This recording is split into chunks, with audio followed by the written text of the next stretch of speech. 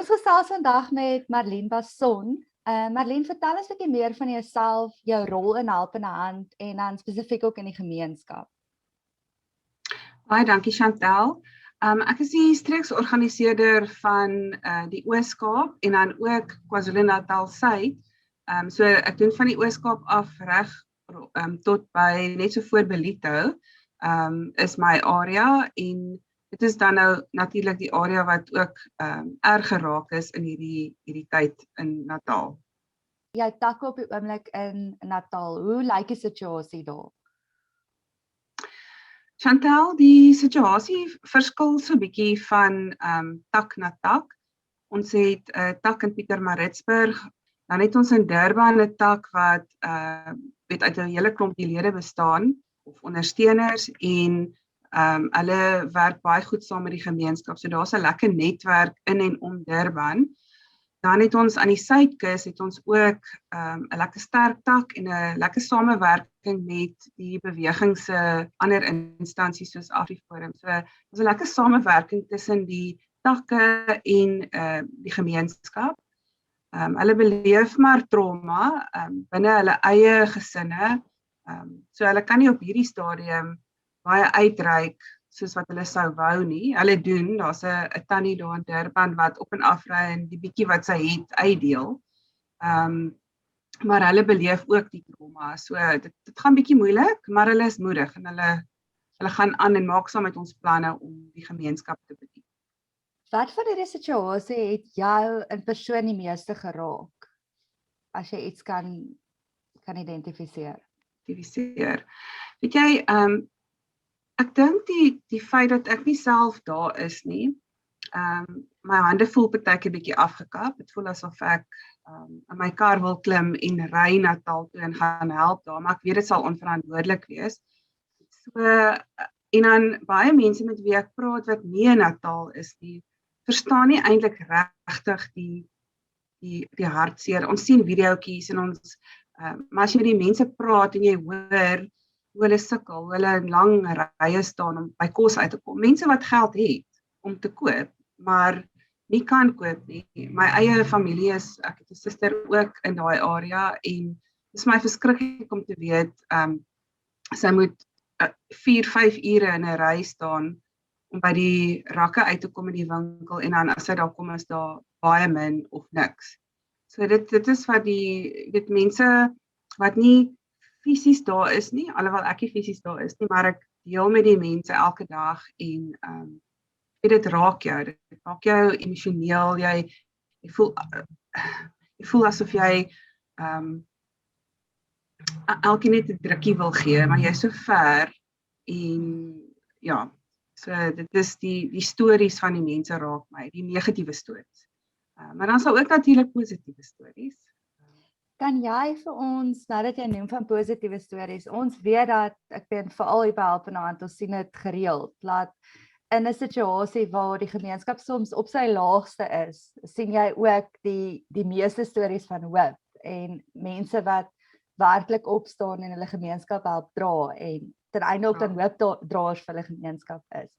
Is daar sulke stories wat jy met ons kan deel, ietsie wat jou geraak het, iemand wat jou geraak het miskien, wat jou geïnspireer het? Weet jy, daar's in Natal was daar 'n tyd gewees waar ons gewonder het, gaan Helpende Hand 'n verskil kan maak in die gemeenskap. Ons het baie hard gewerk om te kom waar ons vandag is en dit is vir my verblydend om te sien dat die gemeenskap veral soos jy sê, wanneer ons op ons laagste is, saamkom en saamwerk. Ons het van ons vrywilligers wat dag en nag werk om hulle omgewings te beveilig. Jong manne wat bereid is om in die nag saam met die sterker manne te gaan wag staan. Jy weet, so mense wat voorheen gedink het Helpende Hand, ek weet nie, is dalk nie opgewasse teen dit wat ons wil doen of dit wat ons sê nie, maar wanneer daar 'n krisis is, dan bring ons juist die hoop, dan dra ons juist lig uit na mense toe. En alhoewel ons nie dadelik alles en almal kan help nie, is daar tog hoop. So ons wil saam met ons vrywilligers wil ons regtig vir mense hoop bring. Ons het byvoorbeeld, as ek net gou vinnig 'n storie kan vertel, gister nog voordat dit op Facebook was, het ons gehoor van 'n gesin wat gestrand is. Hulle het nie plek om te bly nie. Nou ons raak nie gewoonlik betrokke met verblyf nie, maar in 'n krisistyd moet jy die krisis hanteer, nê. So nog voordat dit op Facebook was en ons het gesien het daarso, toe het ons al klaar die mense gehelp. En dit was vir my lekker om te kan sê, ouens, jy weet, dankie vir die omgee, maar ons het reeds ingetree. So daar's baie sulke goed wat ek kan vertel. Iets anders wat verblydend is en wat ook 'n mens dink is 'n simpel ding is, een van my kollegas het vanoggend vir die eerste keer vandat haar bakkie baie leeg is, 'n bietjie brandstof gekry, so sy kon diesel kry en sy was so bly daaroor want nou kan sy nog gemeenskap beweeg. So mens moet net dankbaar wees vir die klein dingetjies wat nog steeds beskikbaar is of wat jy nog steeds kan doen in die gemeenskap. So helpende hand wil daai bietjie lig en hoop bring vir die gemeenskap. Ja, soos jy sê, baie bietjies maak baie op die einde, né? Laat mense Ja, bietjie kan een vir 'n ander help of een bydra. Nou dat ons praat van 'n bydra, hoe kan mense betrokke raak om julle te help? Wat se strukture is al buite? Wat se proses kan ons volg? Hoe kan ons bydra? Nou, ons het verlede jaar tydens die Grendelstaat in die koronakrisis het ons Josef Siloes gestig.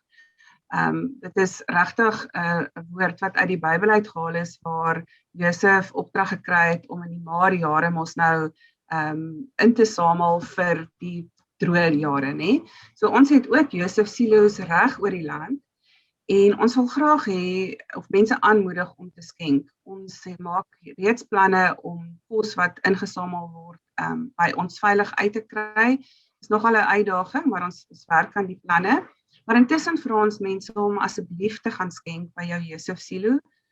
Ons het 12 streke en 15 kontakpersone, streeksorganiseerders wat jy kan kontak om die Josef Silo se adresse en besonderhede te kry. So ons wil graag hê nie bederfbare goed indien moontlik, want dit kan dalk 'n rukkie wees voordat ons dit hier uitkry.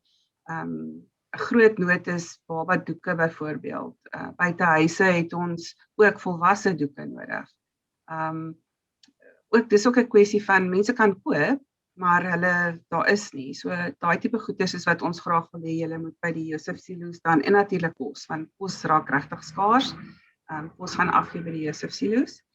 En dan het ons ook die helpende hand krisisfonds. Nou wanneer ons al hierdie voedsel en goedere ingesamel het, moet ons dit op 'n manier in Natal kry.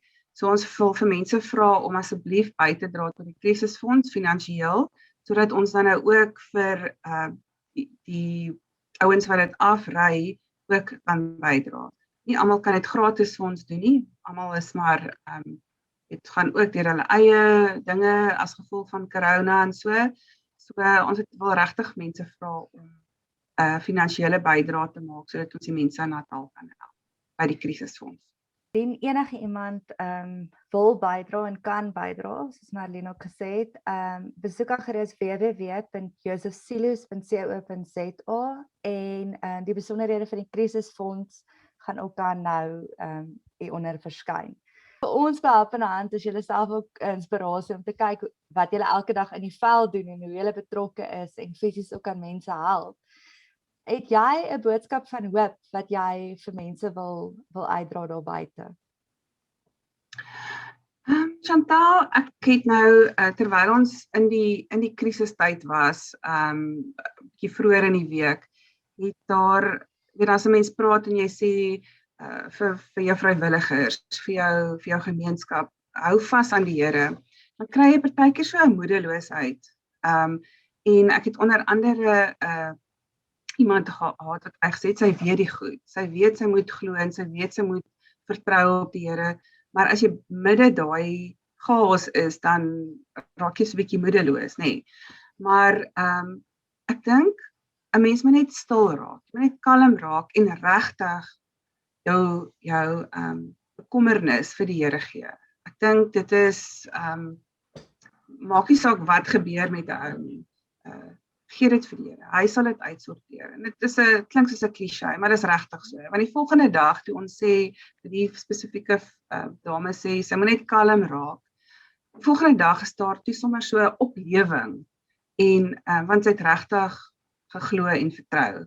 En dan wil ek ook net sê dat Helpende Hand is regtig hoopdraers en ons kyk na verskillende fasette van behoeftes en gemeenskapsontwikkeling.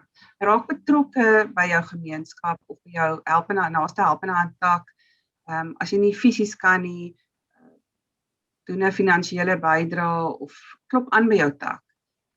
Ons het mense nodig, nie net in krisistye nie, maar in gewone normale tye ook. So wil maar net vir almal sê baie dankie dan ook vir die wat gaan bydra. Ons weet ons gaan 'n klompie goed kry en raak betrokke.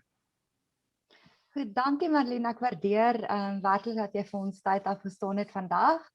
En dan wens ons jou ook alle sterkte toe daar en veral vir jou takke ook wat daar in die veld besig is om 'n verskil te maak. Lekker dag dan vir jou verder. Baie dankie Chantal.